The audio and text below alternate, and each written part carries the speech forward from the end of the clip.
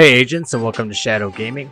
So today I wanted to give you guys a build that I've been having a lot of fun with lately. It's been probably like a few days of this, and it's probably the most fun I've had in this build variation. I've seen other people roll this entire thing with skill damage. I've seen people not use the Imperial Dynasty holster or Golan gear. I've seen different variants of it, but this one by far is the most fun in my opinion, and maybe you guys will like it too. So I'm going to try to keep this video short. I'll keep the gameplay footage for the end if you guys want to see it, and there'll be a timestamp below. You can just scroll at the bar on the bottom if you want to skip to the gameplay. But I'm just going to go over this as quickly as possible so you guys can get started on doing this build. So if you're looking for the Eclipse protocol, this is a completely status effect build, but it's also a status effect damage build. So this entire build is not only going to keep everyone under status effects, but it's going to keep them under this kind of offensive status effect. Well, you could use ensnare, and you could use, all those other status effects like blind, just keep them down, while DPS enemies, the DPS people can keep them bursted down. I have more fun with this build using fire and stinger hive. Getting started, I got the 4-piece Eclipse protocol. So that's 15% status effects, and that status effects is the duration. So any percentage you're going to get on status effects is directly related to the duration of the status effect you apply. 3 pieces, you get 15% skill haste and 30% hazard protection. And then on this one, the chest and backpack talents. On the chest, you get indirect transmission. Your status effects now spread on kill to all enemies within 15 meters. And refresh 50% of the duration. So with the chest piece, you get proliferation, increases indirect transmission range from 15 meters to 20 meters, and refresh percentage from 50% to 75%. I like the chest and backpack on this one. I've seen a lot of other people running it with just high-end builds where they have the high-end talents on them. I like the talent that's baked into these, like System Aggravator. You amplify all damage you deal to status effect targets by 15%. I mean, that's weapon damage, status effect damage, skill damage. All damage that you deal is going to be amplified by 15% just by wearing this backpack and the enemies being under status effect. And when you're running this build, they're always going to be under status effect. And because of this talent, you're going to be able to basically have creeping death, but it's going to be more of like this on-kill creeping death instead of just being applied. For the specialization, I run Technician. Technician gives you that extra skill tier. So with the Golan gear knee pads, I'm running armor as the main stat. I don't know why, I just kind of like the armor. I did have to roll status effects on the knee pads as one of the minor attributes, but I chose to keep armor and not farm for another piece just because I like that extra armor and having it at 896k. Alright, next up for the weapons, I like the G36 Enhanced just because I enjoy the weapon, and sometimes honestly I would rather run this with the Sweet Dreams. So this is another way that you can run it. You can run this with the Harmony, which is going to give you perfectly in sync. Hitting an enemy grants 20% skill damage for 5 seconds. That damage is doubled while both buffs are active at the same time. And using a skill or damaging an enemy with a skill grants 20% weapon damage for 5 seconds as well. So you're getting 20% skill and weapon damage, and it's doubled when both of the buffs are active. It's giving you an insane amount of skill and weapon damage. I don't know why you'd ever use Spike. Honestly, I'd rather use the Sweet Dreams because you have the Sandman talent. Melee attacks instantly kill non-elite enemies. While you're killing everyone with your status effects with the Fire and the Bleed Stinger Hive, you can just run up and melee attack instant kill any enemy that is not an elite or named enemy. So that's why I run the Sweet Dreams and the Harmony. Now keep in mind this Harmony was bought at the DZ West vendor. It's still available at the time of this video, which is the 21st of June. If you want to go grab it, the DZ West vendor, I believe it's 152 DZ resources. I would definitely go and grab it up. It's rolled just like this, but I put damage to targets out of cover because I thought it might be a little bit better than having that extra 5% rifle damage.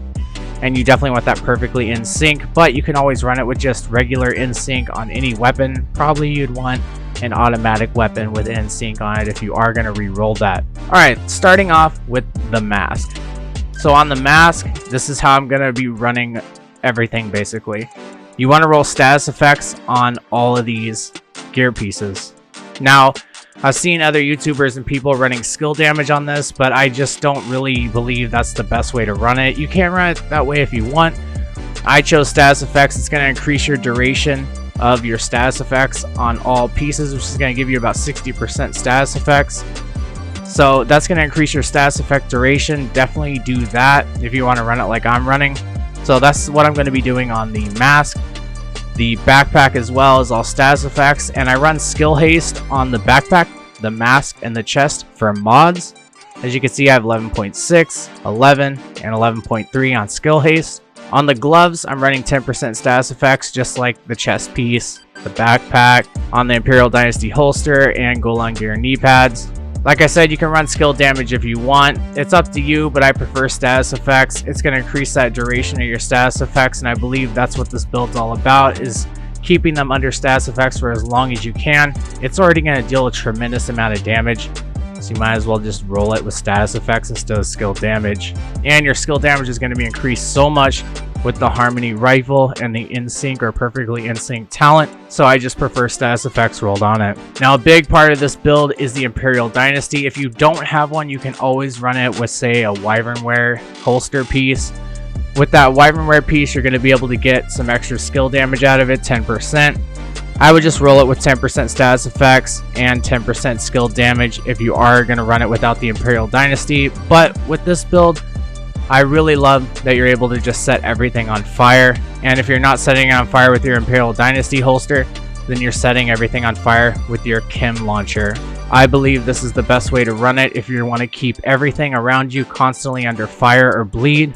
So definitely run the Imperial Dynasty if you have it. And if you have a bad rolled one for some reason, you can always re-roll it at the exotic reconfiguration station. Alright guys, well, to keep this kind of short, I'm just going to go over some quick things with the skills. Obviously, I'm running the Stinger Hive, and I'm running the Firestarter Chem Launcher. You can run it different ways if you want to run the Ensnare Chem Launcher, or you can even run Seeker Mines. Whatever causes a status effect from the skill, even the Shock Trap, is going to be huge for this build. Remember, it's all about status effects. Even if you want to damage them, or you just want to keep them ensnared or blinded, whatever, this is what this build's for. So run it with whatever you want, but this for me is what I like the most. I want to constantly keep them bleeding and on fire, and the damage it does is just tremendous. I mean, I'm doing 683,000 damage from the Bleed Stinger Hive. From the Chem Launcher, I'm doing 529,000 damage. And just keep this in mind, guys, that this build is going to work in PvE and in PvP. Not only is it fun, but it's very viable. Definitely recommend checking this out.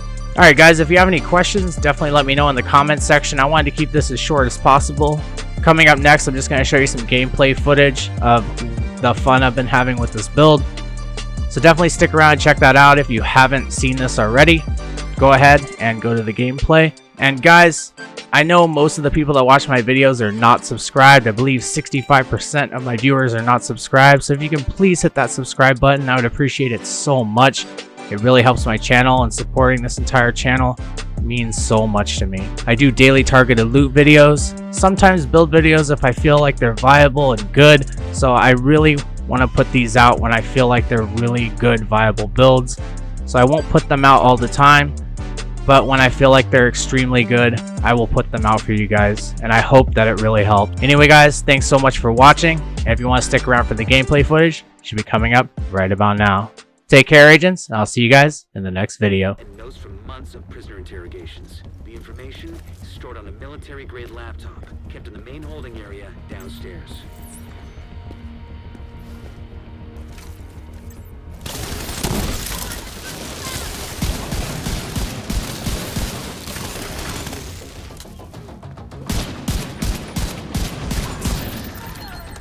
First priority is to release the prisoners into the true sunlight. We're looking for some kind of security terminal. The security terminal should be somewhere nearby. Look around.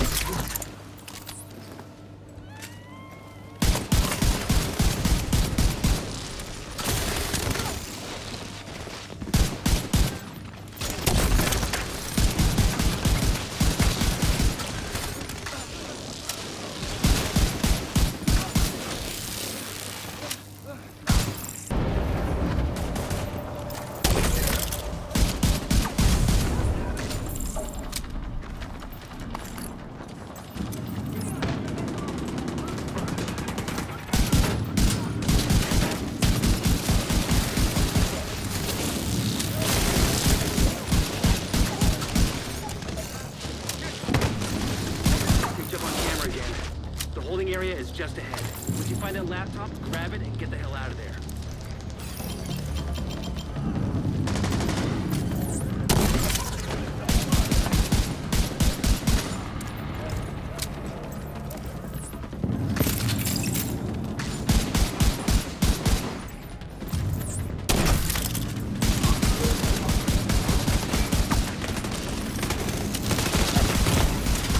Vital signs critical.